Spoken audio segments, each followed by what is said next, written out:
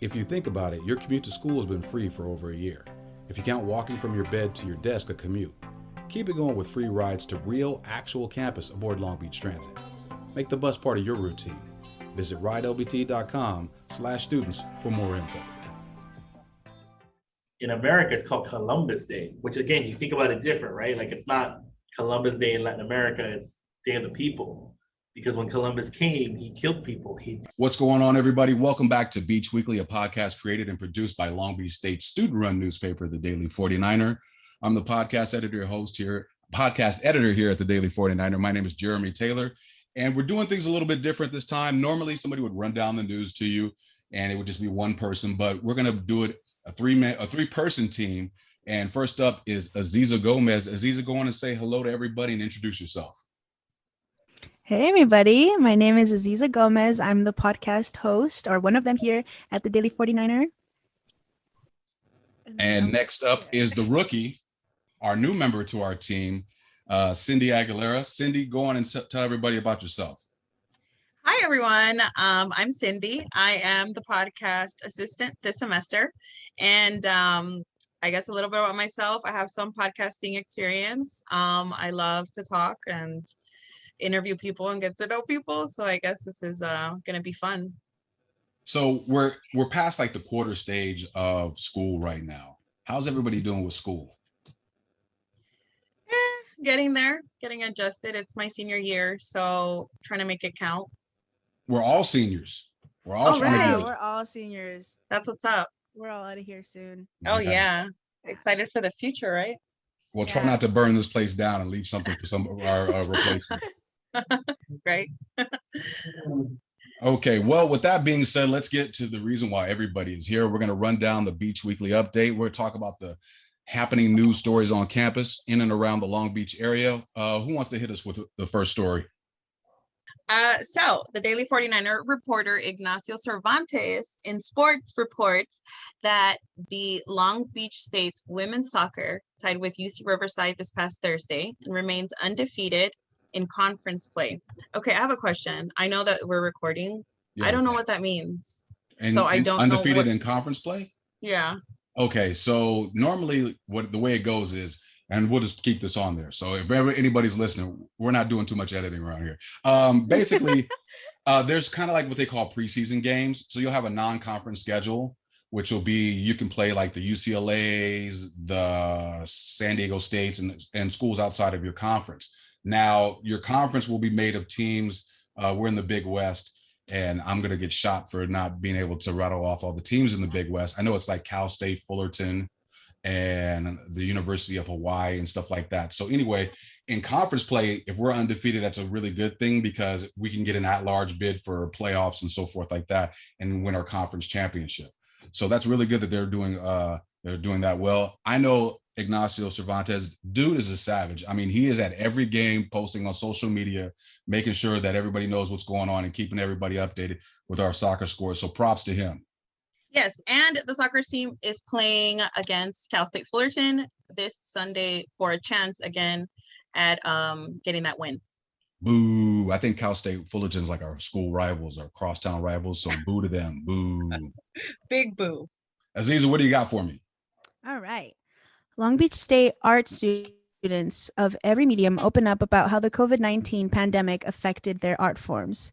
Some film and art students explain their bittersweet experiences, such as being able to expand on their different hats, as well as honing into their skills. On the other hand, musicians on campus reveal how much harder it has been for them to collaborate with other players and how the sudden impact of isolation has affected their practice habits and ensemble rehearsals. Even now, the Bob Cole Conservatory of Music is learning to adapt with the extensive procedures brought forth by the Long Beach Health Department, such as having wind and brass players use bell covers, as well as using special masks that have a magnetic closure designed for use with brass wind and woodwind mouthpieces.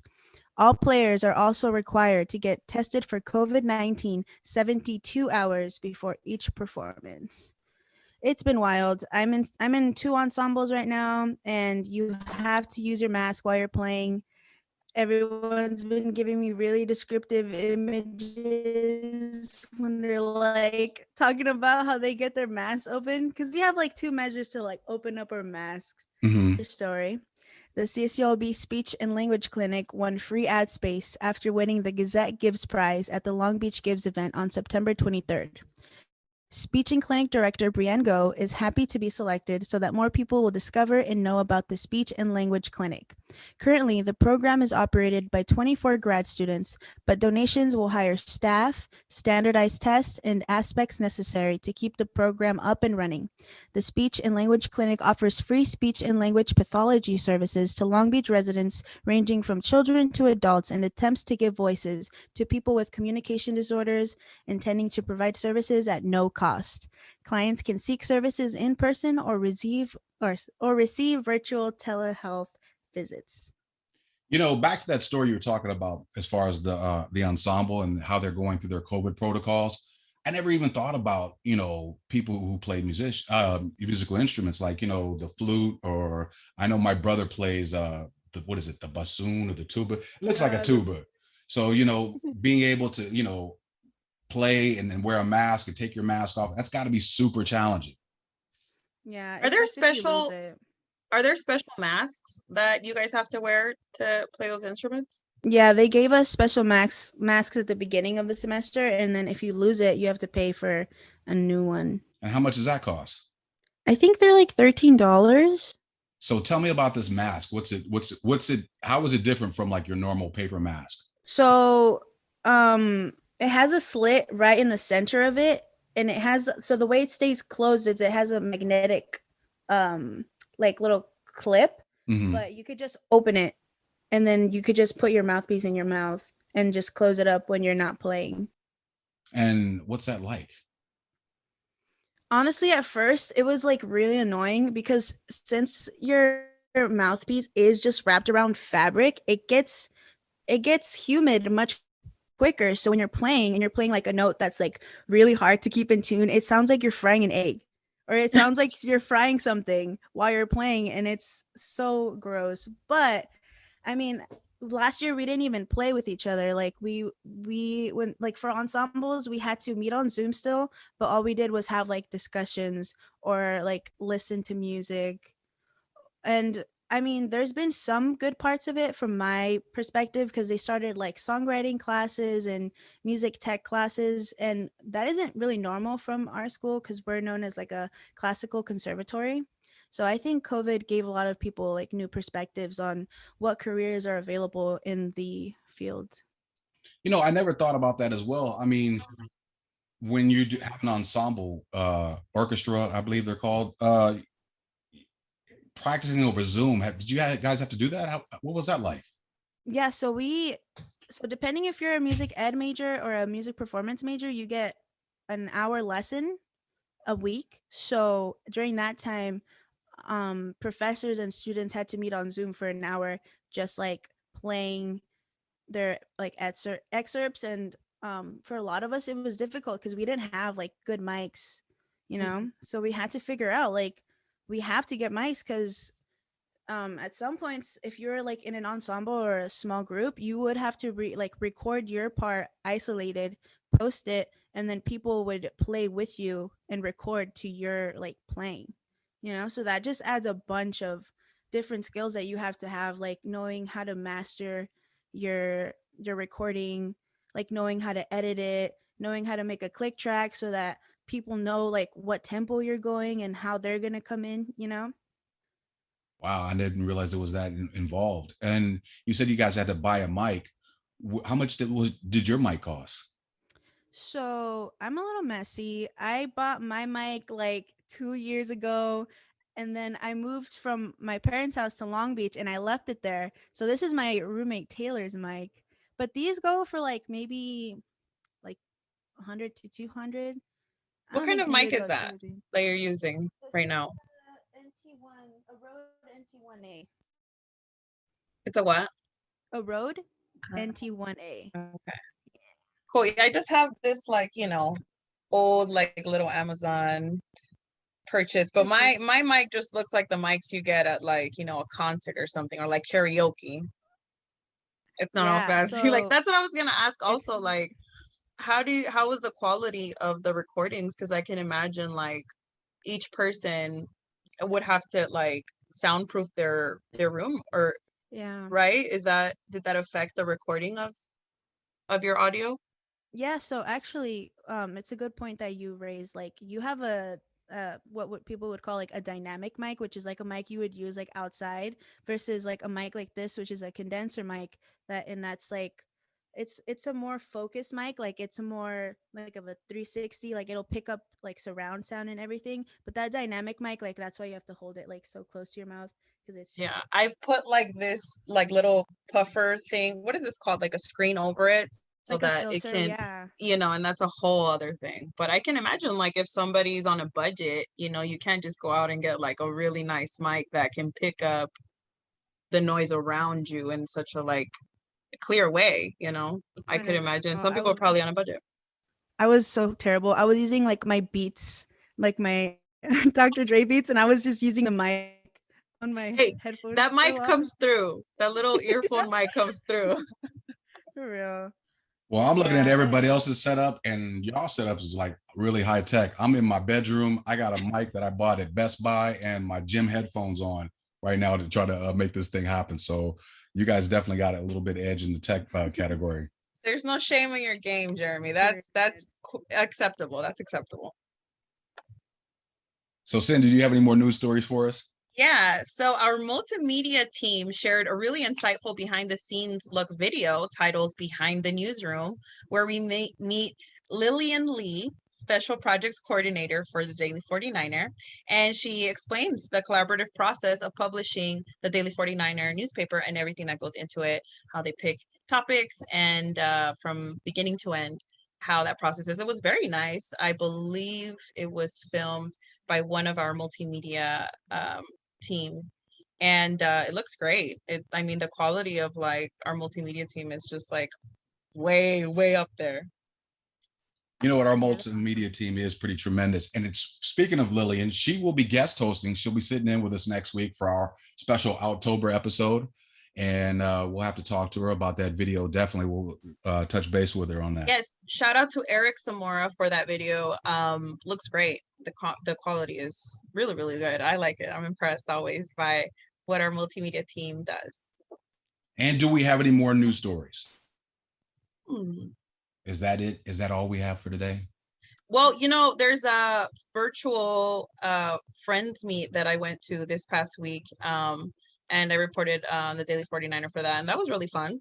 It was basically like what you would imagine speed dating to be. So you kind of just get like a short amount of time to talk to people, and then you get like sent into another breakout room. But there will be another virtual virtual speed friending is what they call it, the queer edition, next week, I believe, and this is through ASI Beach Pride events, and that will be, of course, queer themed, and it's opening up all of the October events that we're having on campus. But the virtual friends meet, I think it's a good thing to throw out there, because it's like you can meet people virtually, make friends, or you can go just socialize for 2 hours, which is kind of what I did. I didn't really like meet, exchange information with anyone, but it was really fun to socialize for 2 hours. So virtual friends meet. Speed dating on the internet. What Well, else? it was speed friending. So it's like speed dating concept. If the sparks fly and you happen to get a date, that's a bonus. But I think it was just friends, like friends level. So did you make any connections as far as I mean, yeah, I exchanged a few Instagram handles, and mostly laughs. I think I just went for the laughs. I wanted to see. I didn't know okay, what to so expect. we need you to spill the tea. Have there been any exchange of any DM messages No DMs yet? Yet. maybe they're like circling the idea, but not from me. I'm not sending any out. So note to anybody who was at the friends speed dating event that we had on campus, if you want to talk to Cindy, you need to slide into her DMs first. Yes, my IG handle will only be provided per special request. That's Mm. tremendous. That information is classified. Well, ladies, is that all the news that we have for this week? From my end, I think so. Yes, sir. All caught up with arts and life. That's all the news for this week. I hope you enjoyed our new format. Head on over to daily49er.com where you can read more campus and Long Beach related news, as well as multimedia content like this podcast. You can also follow us on Instagram and Twitter at Daily49er. Next up, Daily 49er staff member Tin Huynh sat down with Joel Gutierrez from the Office of Multicultural Affairs as they discuss Latinx Heritage Month. Southland is bringing its credit union experience to the Long Beach State campus. As a student of Long Beach State, you are eligible to join with access to our new University Student Union branch, student loan services, free checking, and free financial educational resources. Visit Beach CU for more information. I'm Tin with the Daily 49ers photo editing team. I had the pleasure of speaking with Joel Gutierrez, the campus multicultural affairs director, who coordinates cultural events for students throughout the year, promoting history and encouraging students to engage in intercultural learning. In this segment, Joel will discuss his experience organizing the Latinx Heritage Month and what it means to celebrate this important month. Again, the Latinx Heritage Month, it's great. It's a celebratory. OMA will do all the months. So go on our website, you can see them. Again, it's Latinx Heritage Month, October, Native American Heritage Month, Black History Month. I think for me, I'm hopeful that what it provided for students, either Latinx or non-Latinx students, is that it's an opportunity to see how complex the Latinx community is, right? It's not a monolith. There's not one type of Latino. There's not one type of Latina. There's not one Latinx community. It's all encompassing, from music to culture to identity to experiences to geographic location to citizenship to orientation to gender identity, anything and everything. So I'm hopeful that students, staff, and faculty got a glimpse of all of that. Can you tell me more about that? Do you feel like maybe from your experience it was misunderstood sometime, and then maybe in your experience, and then also what you think is like the most misunderstood about this month and in general the Latinx community? Yeah, I mean, I definitely think we live in California, so one of the things is and I don't think it's a vicious misunderstanding, but I think like understanding that we live in California, Southern California, the Southwest, they're predominantly a lot of Mexicanos, like people coming from Mexico. But I think in the last, I would say 15 to 20 years, and I'm not a migration expert, but there's been a lot of different cultures coming from Central America, South America. So I do think, and this is something that students have said, right? Where I think when we talk about Latinx Heritage Month, one of the things I want to do moving forward is how do we make it more of a heritage that celebrates all the Latino cultures, all the Latino countries, all the different things. One of the things we did in the cultural welcome, but also in the program of the kickoff, is honor that the reason why it's traditionally it's September 15th through October 15th. But in the beach, we celebrate it just the month of September, so then every culture can have its month. But the reason why it starts September 15th and October 15th is because a lot of the more than 25 different Latin countries have their Independence Day around September 15th. And then also, it's called Dia de la Raza. The Races, Day of the Races, Day of the People, which is, in America, it's called Columbus Day, which again, you think about it different, right? Like it's not Columbus Day in Latin America, it's Day of the People. Because when Columbus came, he killed people. He did a lot of alienation. So we're not honoring Columbus or honoring the resistance, the rebellion, the spirit of people. That also happened in October. So in a lot of Latin American countries, they celebrate Day of the Races, Day of the People. I think it's October 13th. Don't quote me, I can look it up. But I think so it's not a malicious understanding, but I think that's an understanding that keeps on growing, right? Latino just doesn't mean Mexican. It means every and everything. It also means Afro, right? There's a huge population of, Afro Latinos in different countries, right? So how can we do that? That's one of the things that I think moving forward is how do we honor our Black population within the Latino diaspora? So yeah, I definitely like kickoffs and celebrations, right? Because I think communities, whether you're Latinx, whether you're another community, you have certain ideas, certain biases about what community is and what this population is, right? So I think some people were expecting mariachis, which is very much, a Mexican, some South American, not South, some Central American groups, but, bringing in like a salsa band or bringing in, something like, a different band, it brings up the variety of the culture. I enjoyed that we had an activity. So we had an activity where students could create their own mask. So, it's COVID, so everybody's still wearing their mask. So ASI helped out with their student leaders in providing the mask. And then different students could come in and create whatever they wanted. So they can be creative in any way. So some of the masks, people had little "I love the beach." Some of them were very much Latino themed, like there was colors, there was, papel picado, which is a huge paper mache that you see around a lot of Latino areas. We also had resources for students. So I think it's important that since we're on campus, that you always have resources that are available. Students, first years through seniors, may forget some of the resources that are there. And we also have cultural organizations. So I also think in these kickoffs events, you want to have the combination of the services that help the students, but also the cultural organizations that help the students be social, right? So it was a great experience. That was my first one on the Bluff. I would have loved to see more people, but I think as we, go into COVID, people are going to re-engage, and we don't have the full capacity of our students yet. So it's just something to think. But I thought it was a huge success. We also had food, some free food. Food is a huge part of culture, right? No matter what culture you're in, you want to get some authentic food that fuels the soul. So it was good. I think it's a global question too, because our office, we do all the cultural heritage with organizations. So we did Latinx Heritage Month in September. We're gonna launch, and you'll see October, which is for our LGBT population, is in October. November will be our Native American Heritage Month. In February, we'll do our Black History Month, which is nationally recognized as Black History Month. And then in March, we'll do Women's Her Story, Women's History Month. And then in April, we know it's typically in May, but for our calendar, it's April's Asian American Pacific Islander. So I think it's important for us to do these months, not just Latinx Heritage Month, but these months for a couple of reasons. One of them, it celebrates the culture. Two, it brings a sense of belonging for the students, staff, and faculty here about, being at the beach. And how can I celebrate my culture? How can I belong to a culture?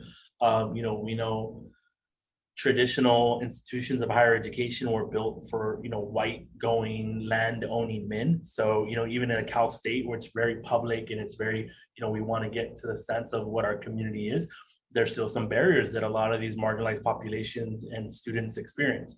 So it celebrates them.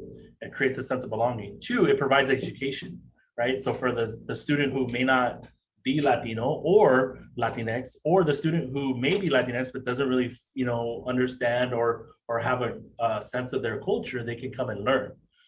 So I think that's the reason why we do these events. The other thing too, I think, especially now in COVID, we need to have some fun. We need to have some good time. There's some events in here that are very to the soul, right? Like they're talking about topics like, what does it mean to be Latino? What does it mean to be a woman? What does it mean to be trans, right? And those are heavy topics. We should have those, as well as topics of let's get together in community. Because I think when you're in community, that's when you build relationships. That's when you build strength.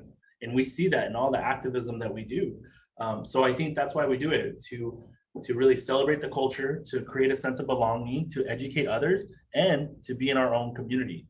And it's open, right? So all the events that we have, they'll be open, all the kickoffs for every affinity group that we have, for all the marginalized populations we serve.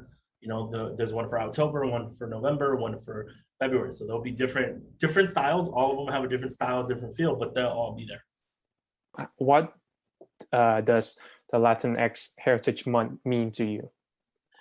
That's a good one. So for me, I do identify as Latino in the Latinx community.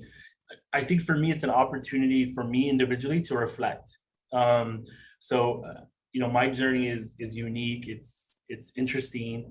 Growing up in San Diego, I grew up right by the Tijuana border. So, I never questioned or thought about, was I Latino? Was I Mexican? It's just a part of it. So then going to college, that's when I got discriminated against, right? Like faculty, would pick me out in classes and be like, oh, well, tell us what it means to be Mexican. Well, I don't know what it means to be every Mexican, just me. I also had a faculty who I turned in a paper and accused me of plagiarism. So those were different things that had happened at a interesting time.